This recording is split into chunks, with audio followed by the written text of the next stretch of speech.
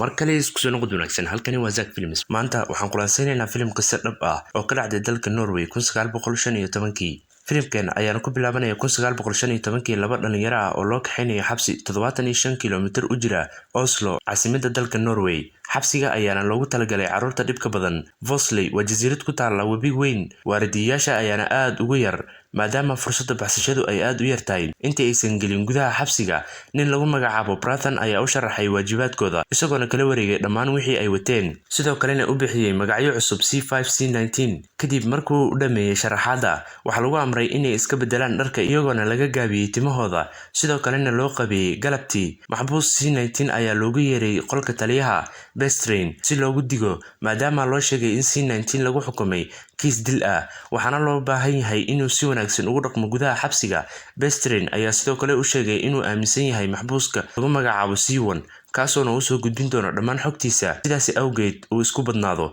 maalinkii xigay sida caadiga ahayd maxaabiista ayaa saf la geliyay si shaqooyin loogu kala diro qaar ka mid ah ayaa loo diray beerta si ay u soo koriyaan khudaarta halka kuwa kalena loo diray dhanka jikada dhinaca kale C19 ayaa loo diray si uu u hagaajiyo musqusha waxaana caawinayay C1 iyagoona bilaabay inay sheekaystaan C19 ma ahan mid u muuqda inuu cabsanayo isagoona u sheegay inuusan in badan maxbuus ahaan doonin C1 oo fahansan meesha ayaa ugu jawaabay in 6 sano ee ugu dambeysay qofna ay u suurtagelin inuu baxsado fursadda kaliya ayaana ah in bakhaar ku yaala jiinka webiga ay ku qarsoon tahay doon taas oo lana mamnuucay tegitaankeeda isa ogaanshihiina C19 ayaa u cararay si uu usoo hubiyo waxaana run noqotay in guriga ay ku diyaarsanayd doon nasiib darro markuu isku dayay inuu dib u soo noqdo ilaalo badan ayaa ku wareegsanay ficiladiisa awgeed si xun ayaana loo ciqaabay habeenbarkii iyadoo la hurdo C5 ayaa bilaabay inuu buunbuuniyo xashiish ka lumay Brathan oo maqlay ayaa u soo galay isagoona aqoonsaday qofka xaday C9 ayaana lagu ciqaabay in habeenka oo dhan uu taagnaado halka maxaabiista kale ay seexdeen maalinkii xigay iyagoona ku guda jiray shaqooyinkooda maalinlaha ahaa maxaabiista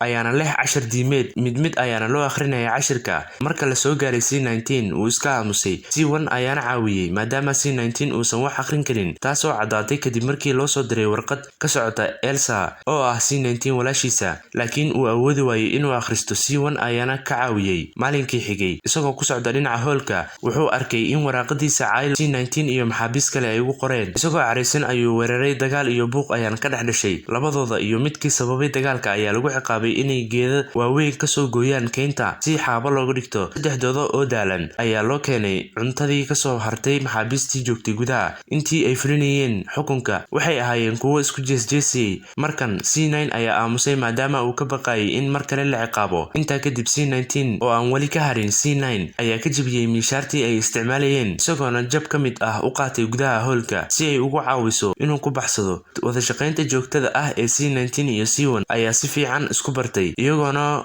wadaagay qisada noloshooda maalinkii xigay waxay sidoo kale jarayeen geedaha baraf ayaana da'ayay waxayna ku qasban yihiin in ay maraan webi heerkulkiisu hooseeyo markay nasteen waxay cuneen cuntadii reebka ahayd markuu yimid Bester C1 ayaa ka codsaday in la iska cafiyo dib dambana uusan u samayn doonin khaladkan oo kale kadib markii laga daayay ciqaabta C9 iyo C19 ayaa u muuqda inay qorshayaal kale leeyihiin waxayna codsadeen inay aadaan musqusha iyagoona la soo baxay miishaar iyo xoogaa faashad ah si aysan uga dhaawicin gacanta maadaama ay rabeen inay u adeegsadaan qufilada ku xidhan guriga ku yaala jiinka webiga halkaasoo doonta ku kaydsanayd sida caadiga ah maxaabiista ayaa qabanayay shaqooyinkooda caadiga ah qof weliba ayaana ku mashquulsan tiisa waana marka C1 uu ka shakiyay C19 isagoona weydiiyey inuu hayo qorshe uu ka baxsan karo isagoona ku waaneeyay inuu sabro inta uu waqtigiisa ka dhammaanayo C19 ayaana ka qaatay in yar kadib C5 ayaana gacanta ka dhaawacmay isagoona midi isku saray C1 iyo C19 ayaana caawiyay iyagoona keenay dhakhtarka xabsiga C19 ayaa ka faa'iidaystay fursaddan isagoo qaatay furayaal dheeri ah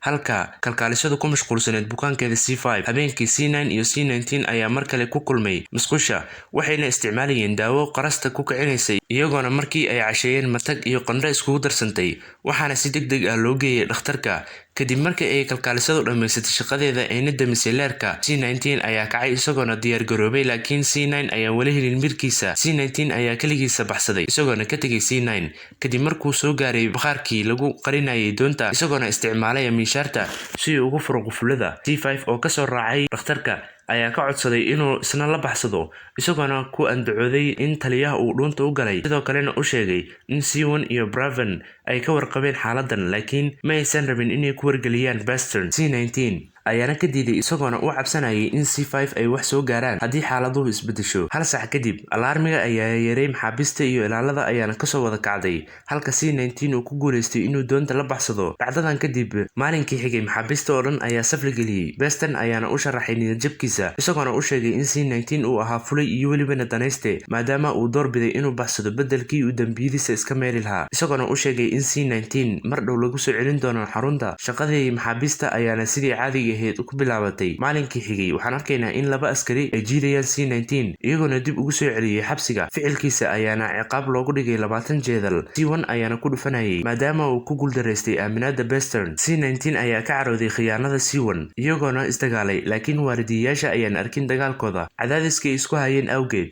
C1 ayaa geesinimo iska raadiyey wuxuuna soo galay qolka Beston isagoona ku wargeliyey wuxuu sameeyey Brathan. sidoo kale wuxuu ka baqayay in la rumaysan waayo, laakiin Beston ayaa rumaystay isagoona daba dhigay C5 una diray si ay ugu shaqeeyaan keynta. shaqadiisa ayaa waxaa ka joojiyey Beyond oo ah mid la shaqeeya Brathan isagoona C5 ku xujiyey inuu lacag u keeno. waxaan ogaanaynaa in Beyond uu ahaa mid sharaf leh, laakiin hadda uu yahay mid eber ah, sharaftiisina ay u dhammaatay. cadaadiskan awgiisa C5 ayaa dareemay in qaab lagu caawin kara aysan jirin isagoona go'aansaday inuu isdilo. xoogaa kadib C19 ayaa tabay isagoo iyo C9 ayaana ka raadiyey agagaarka. xilligaas meydka C5 ayaa dul sabeynayay biyaha iyagoona keenay xeebta, waxaana lagu amray inay hoolka galaan. Beston ayaa soo wargeliyey in C5 uu dhintay maadaama uu isku dayay inuu baxsado. kadib way niyad jabeen sababtoo ah waxay ogaayeen sababta uu isku dilay, laakiin wax ficil ah ma aysan samaynin. waxayna dib ugu noqdeen shaqooyinkoodii maalinlaha ahaa. maalinkii xigay Beston ayaa u yeeray Brathan si uu robot uga diyaariyo in C1 u dhibaateeyey C5. Brathan ayaa faacay naftiisa isagoona u sheegay in robotku yahay mid been abuur ah, isagoona sheegay in hadduu ahaan lahaa maxbuus uu ka faa'iidaysan lahaa mashaariicda Beston. Brathan ayaana markan ogaaday in mashaariicda qaar ahaayeen kuwa khaas u ah Beston. waxba kama qaban karo xaaladan, isagoona Brathan ku amray inuu iskaga tago xabsiga inta wax la kala cadaynayo. maxaabiista ayaa ku farxday tegitaankiisa iyagoona dabaaldegay. waxay u malaynayeen in Brathan la buriyey mar dambena uusan soo noqon doonin. C1 iyo C19 ayaa sidoo kale ku faraxsan, laakiin waa laga daahay maadaama C5 uusan dib usoo noolaan doonin. isbuucyo kadib maxaabiis badan ayaa la fasaxay, C1 ayaana ka mid ahaa. ka hor inta aanan la sii deynin baaritaan caafimaad ayaa la mariyey, sidoo kalena waxaa wax laga weydiiyey casharada ay ku barteen gudaha xabsiga. C1 ayaa wax laga weydiiyey sidoo kale dhibaatada uu u geystay maxbuuskii dhintay ee C5, balse inta uusan ka jawaabin Beston ayaa jaray hadalka isagoona sheegay inuu ahaa mid yar oo aanan loo talin karin. C1 ayaa iska aamusay maadaama uu waxba ka qaban karin been abuurkan Beston. intaa keliya ma ahan, maalinkii la sii deyn rabay wuxuu arkay in Brathan uu ku sugan yahay gudaha xabsiga, waxayna shucuurtiisu isbedeshay markuu maqlay Brathan in shaqada laga fadhiisiyey. gudaha jasiiradda ayuu dib ugu soo noqday isagoona aaday dhinaca Brathan uuna garaacay. C9 iyo C19 ayaana caawiyey. si kastaba way guuldaraysteen maadaama ay yaraayeen, waxaana loo kaxeeyey qolka go'doominta. halkaas ayayna maalmo ku xayirnaayeen. habeen ka mid ah habeenada C19 ayaa ku guuleystay inuu iska furo jeebada isagoona ku caawiyey saaxiibadiisa. maalinkii xigay markuu imaaday Brathan, saddexdooda ayaa furayaasha xoog uga qaatay. C1 ayayna lugta u gashay birta halka Brathan u cararay bannaanka isagoona caawimo dalbaday. maxaabiista ayaana aragtay dhiiranaanta C1 iyagoona ku dhiiraday in ay mid mid ula dagaalaan ilaalada. sidoo kalena waxay bililiqaysteen cuntada. ilaalada ayaana isbadbaadisay iska hor imaadka ayayna C19 iyo saaxiibadiisa ku guuleysteen. Brathan ayaana garab la-aan ahaa. C1 ayaa sidoo kalena si xun u garaacay. Beston ayaa arrintan maqlay isagoona qolka ka soo baxay si uu naftiisa u badbaadsado.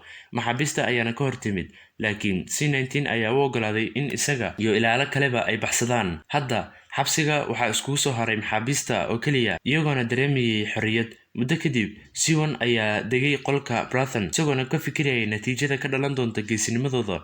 inkastay xorriyad haystaan, haddana waxay haystaan fursad ay ku baxsadan karaan inta ay ilaalada soo badan. maalinkii xigay C1 iyo C19 ayaa maxaabiista usoo kaxeeyey bakhaarka doonta ku kaydsanayd. markay soo galeen badda waxaa ka hor timid markab weyn oo ay ka buuxaan askar fara badan. C1 iyo C19 ayaa usoo cararay maxaabiista kale si ay isku qariyaan, laakiin way kasoo daaheen. askarta farabadnidooda awgeed waxay isku qaybiyeen jasiiradda iyagoona mid mid usoo qabtay maxaabiista. nasiib wanaag C1, C9 iyo C19 ayaan weli la qaban. kadib markii ay arkeen in ay ammaan tahay goobtu, waxay arkeen deero ku dul lugeynaysa webiga barafaysan iyagoona kusoo gudbay. C9 ayaana maqlay shanqarta askarta isagoona u orday jihada kale. askarta ayaana toogteen. C1 iyo C19 ayaa si taxadar leh ugu kor socday webiga si aysan ula jabin meelaha khafiifka ah. Siwon ayaa dhaqsi u daalay maadaama ay lugta ka dhaawacday birtii xabsiga, iyagoona iscaawiyey. waxay soo gaareen meel khafiif ah si ay u gudbaan. Siwon ayaa isku dayay markii koobaad, isagoona dhaafay. C19 ayaa soo galay isagoo ayayna la duntay. Siwon ayaa ku caawiyey dhammaan awoodiisa qabowga biyaha awgooda. C19 ayaa awoodi waayey inuu jirkiisa dhaqaajiyo. C19 ayaa ka codsaday inuu sii daayo, Siwon ayaana sii daayay. kadib markuu Siwon ka gudbay harada barafiisneed, isagoona sidaasi kaga baxsaday xabsiga. sanado badan kadib, Siwon ayaa noqday markabley, isagoona usoo dhawaaday xabsiga, wuxuuna dib u xasuustay waqtigii adkaa ay isla soo mareen isaga iyo C19. filimkani waxaa lagu magacaabaa King of Devil's Island, wuxuuna soo baxay sanadii 2010. waxaan aad iyo aad kaga mahadcelinaynaa inaad soo gaartay dhammaadka muuqaalkan. inta aan ku kulmi doono muuqaalka xiga, waxaan kaga tegayaa sidaas iyo nabadgelyo.